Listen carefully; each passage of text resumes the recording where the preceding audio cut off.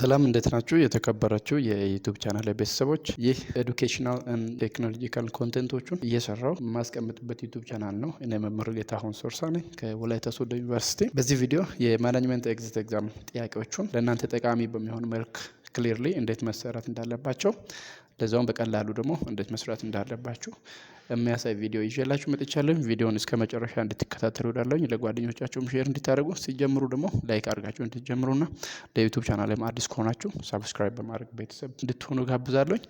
አሁን ቀጥታ ወደ ዛሬ ጥያቄዎች ይገባለሁ። Question number 1. Smoothing conflict management style may be appropriate when A. when you accept that you are right, B. when you accept that you are wrong, C. when the issue is not as important to you as it is to the other person, D. it's important to provide temporary relief from the conflict. So from this, which scenario or which statement clearly describe that the necessity of smoothing conflict management style? From the given alternative is on the standard conflict management theory. Oftenly, this is associated with Thomas Kilmann conflict mode instrument. The smoothing or accommodating style is characterized by high cooperativeness and low assertiveness. So this is what the feature or the characteristics of this smoothing conflict management. So from the given alternative, which describes this statement, is at choice C. Smoothing conflict management style may be appropriate when the issue is not as important to you as it is to the other persons. So since the goal of smoothing is to maintain harmony and relationship stability, building on the point that matters more to the other party than it does to you, you build social credit and preserve the partnership for the future interactions. So based on this is the correct answer, which describes the necessity of smoothing conflict management. The other choices A, B, and D are not correct, since at A, when you accept you are right, this would you typically lead to competing or forcing style, not it is smoothing style. And at B, when you accept you are wrong, while smoothing can happen here, this is more specifically known as yielding or admitting defeat, since the smoothing is often a strategic choice even when you aren't necessarily wrong, but simply value the relationship more than the argument. And at D, providing temporary relief, this is not characteristics of this avoiding style. That means ignoring the problem or compromising. That means a quick middle ground fix rather than focus on the other person's need. So this other choices are not correct, but at C, this is the correct one. Question number 2. Which one of the following is not true about human resource management? A. Human resource management decisions must be integrated. B. Human resource decisions made influence the effectiveness of an organization. C. Human resource management involves the application of management functions and principles. D. Human resource management functions are confined to business establishment only.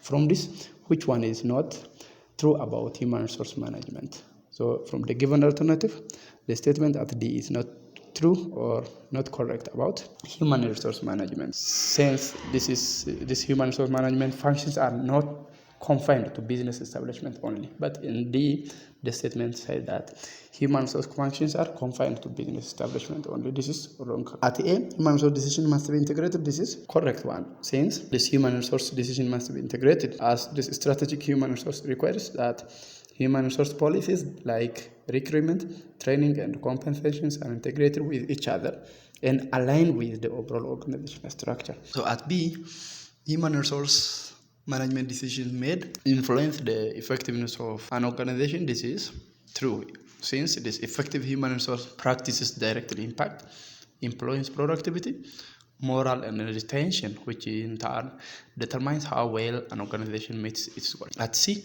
human resource management involves the application of management functions and principles. This is also another true statement, since human resource management applies standard management processes, planning, organizing, directing, and controlling. These are what?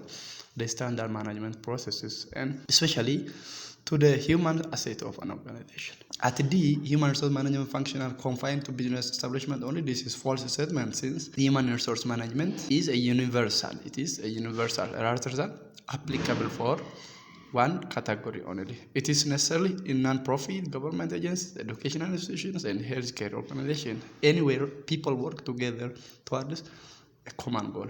So we apply this human resource functions at anywhere. Therefore, due to this, D is not correct. The third question: which of the following is not a type of research design? A. Causal, B. Descriptive, C. Exploratory, D. Promotional. From this, the one which is not type of research design is promotional, since the others, causal, descriptive, and exploratory, are type of research design which have different functions or which are applied for different purposes. For example, in exploratory case, it is used to gain background information and clarify the nature of a problem when little is known. And when we come to descriptive type of research design, it's applied or used when to describe or describing the characteristics of a population or phenomena is necessary. So due to this descriptive type of research design is applied.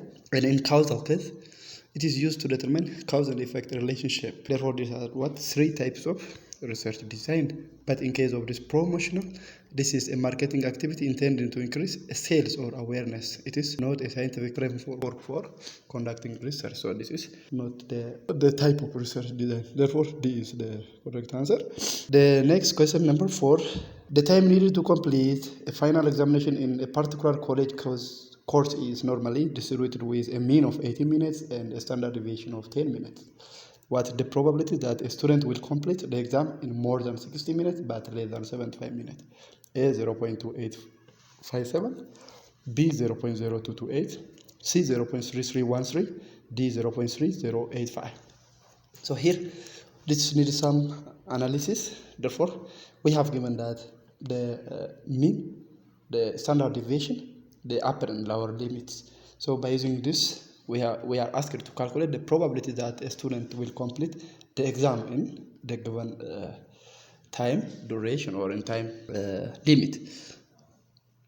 Therefore, here, the time needed to complete a final examination is normally distributed with a mean of 80 minutes and a standard deviation of 10 minutes. So we are asked to calculate the probability that a student will complete the exam in more than 60 minutes but less than 75 minutes.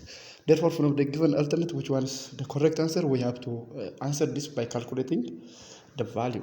So here, when we come to the solution, we have to follow the steps to find this one. So the first one is the probability. Here we have given that the probability here 60, which is less than x, which is less than 75. So to do this, we have to convert this into z-score using the formula here, z-score formula, z, which is equal with x minus mean over standard deviation. So we have to convert in this formula to calculate the probability.